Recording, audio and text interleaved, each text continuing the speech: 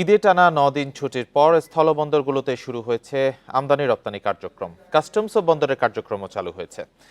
Benapole C&F agent staff অ্যাসোসিয়েশনের সাধারণ সম্পাদক সাজিদুর রহমান জানান, সকাল থেকেই শুরু হয়েছে আমদানি রপ্তানি কার্যক্রম। ফলে বন্দর এলাকায় বাড়ছে পণ্যবাহী ট্রাকের সংখ্যা। শুরু হয়েছে পণ্য খালাস কার্যক্রমও। চাঁপাইনবাবগঞ্জের সোনা মসজিদ স্থলবন্দরে সকাল 10:30টার পর ভারত থেকে পণ্যবাহী ট্রাক প্রবেশ করে। বান্ডেল থাকলে প্রতি সেনমানিতে টাকা বাঁচবে। বিকাশ সেনমানি বান্ডিল কিনে জিতুন প্রতি লেনদেনে। সচল হয়েছে ভোমরা, হিলিসহ অন্যান্য স্থলবন্দরও। দীর্ঘ বন্ধের কারণে অনেক পণ্যবাহী ট্রাক অপেক্ষা করছে। পর্যায়ক্রমে সব ট্রাক আসবে বন্দরে।